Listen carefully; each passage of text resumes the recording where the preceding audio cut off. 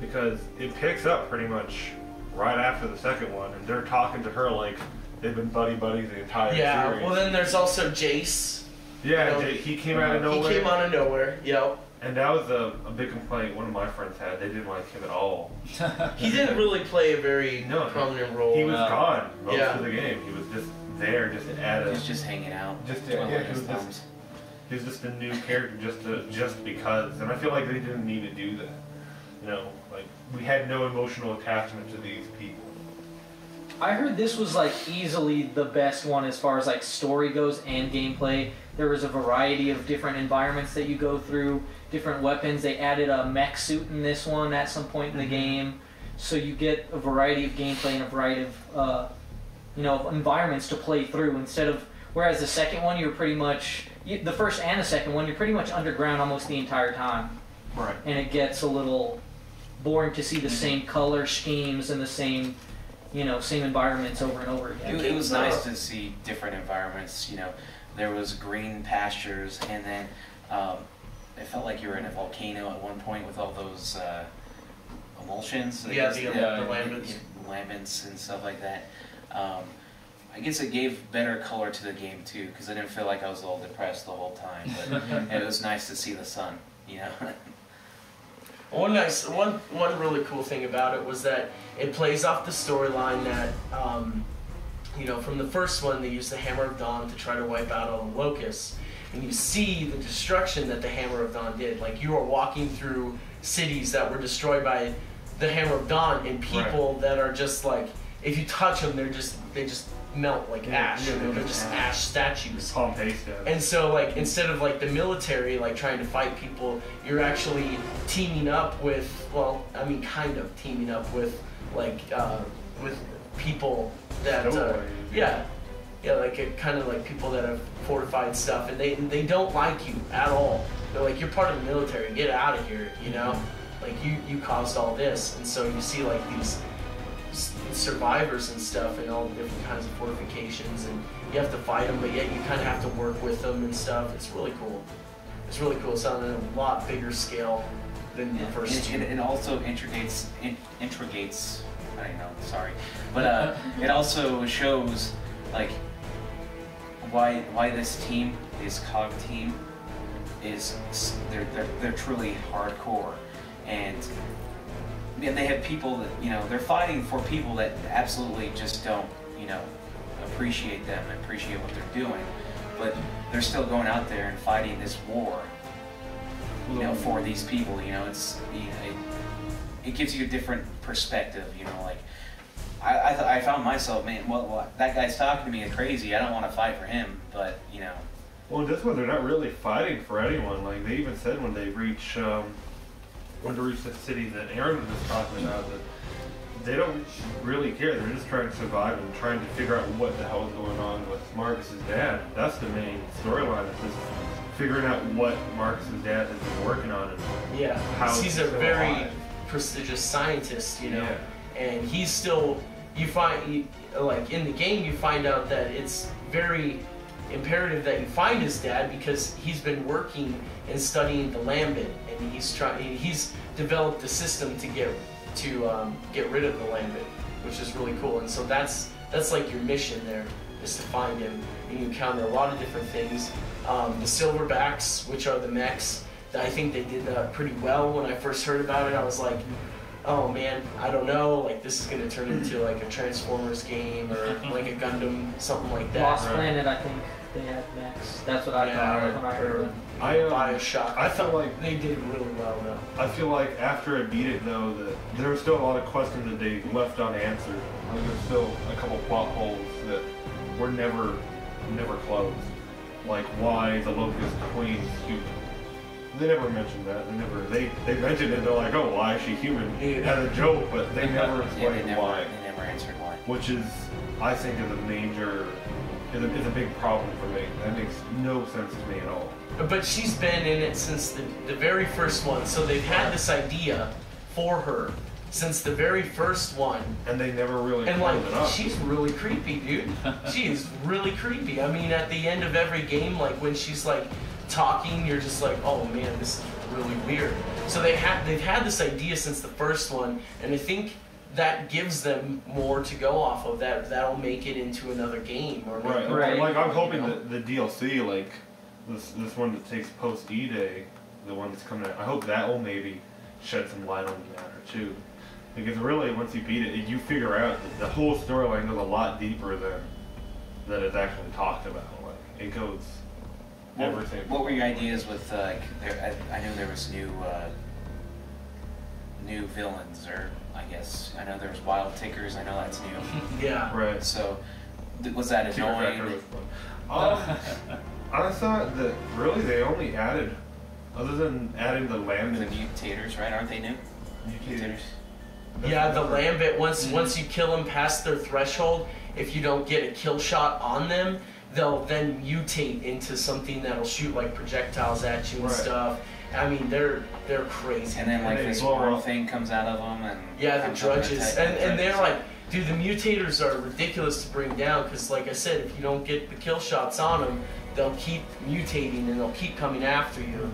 So that was a new cool thing. They had new weapons. The Retro Lancer, amazing. The Retro Lancer for me, I only like it because of the bayonet. Actually, using it as a gun, I don't like.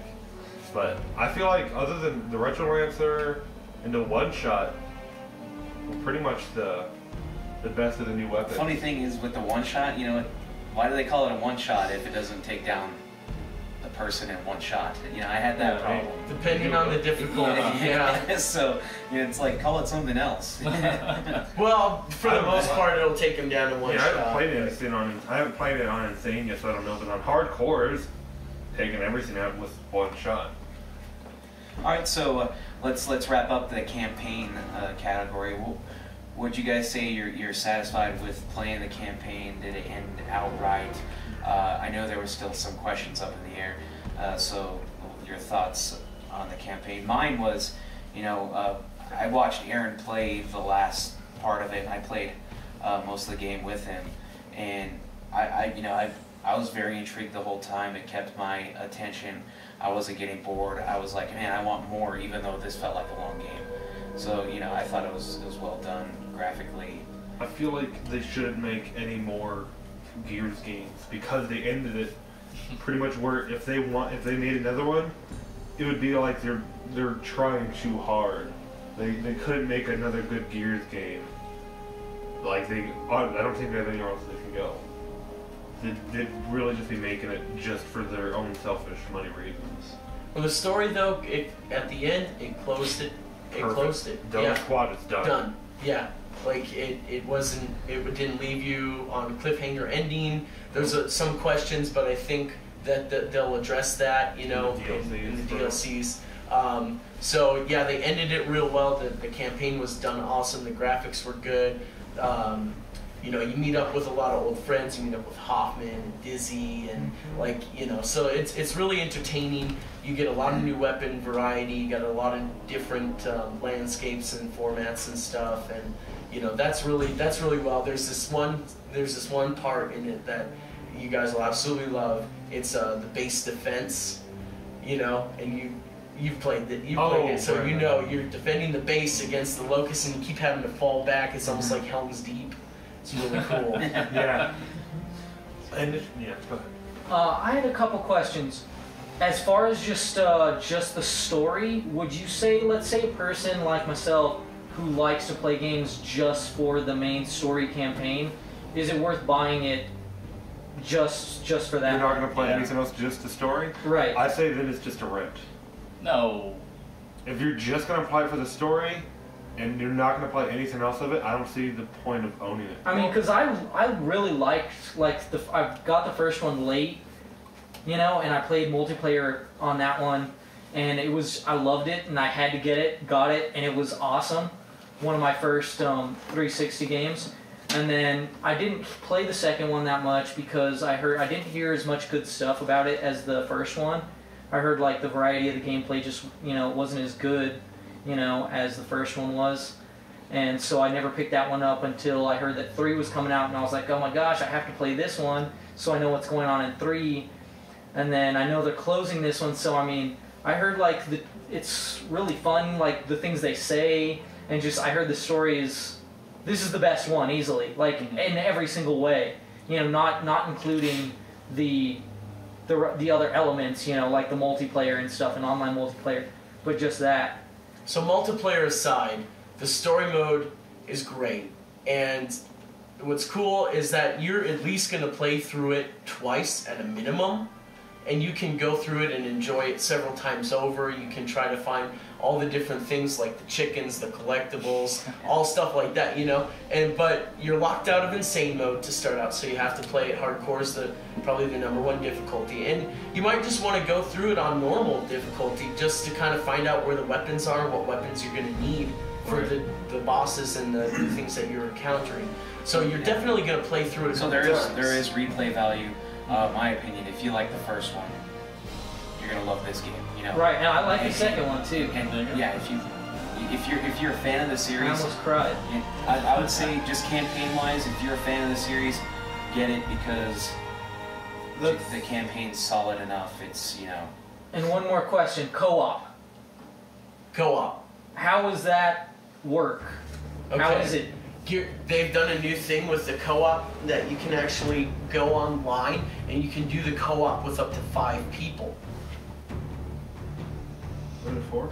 You can do 5. It's up to 5, yeah. How does that work? For campaign? For campaign. Yeah, if you go online, you can play with we'll say 4 to 5. But you can go through the campaign and play with multiple people online. Split screen, you can only do 2. But if you're online, Xbox Live, you can play up 4 to 5 people on the campaign. So that's really cool. So how is it though? Can you drop in and drop out as you please, or do you have to jump in for a checkpoint? No, we were playing today, and there's this part on Insane that I'm playing, and I'm fighting the Lambent Berserker, and Andrew just jumped on it with me, and we started playing it. Dude, we had to back out and wait. When he said yeah, oh yeah. You can't just push I mean, start. Just like hit you don't have to start yeah. from a new act. You can take it from that checkpoint specifically. Okay. don't have to start One last thing I like to say about the campaign is I felt like the last battle, the final boss battle, I felt like it was really anticlimactic. Like I beat it on hardcore once without ever dying. I found it was way too easy. The whole story? Is that what you mean? No, the final battle. I know, just messing with There's an achievement for that, for going through it without dying. Wow. Is there really? Yeah, but I died 3 times through the whole campaign. The final battle, dude, was ridiculous. Like, I ran out of ammo every time with every gun. I thought it was way too easy. Oh, man. I was really... Was it just you? It was just me. Oh, wow. I think You are a Because cheater. I found, because it was a classic, you find out the boss's, how it moves, its pattern, and you got it down. Because, you know, it shoots that laser thing at you like it's fire. And then it drops. Maybe you just have more of an old school gamer brain, so. Yeah, maybe, I don't know, but I found it a bit too easy. I know what you're talking about, because like most of the other enemies, even like the lower class ones, they'll just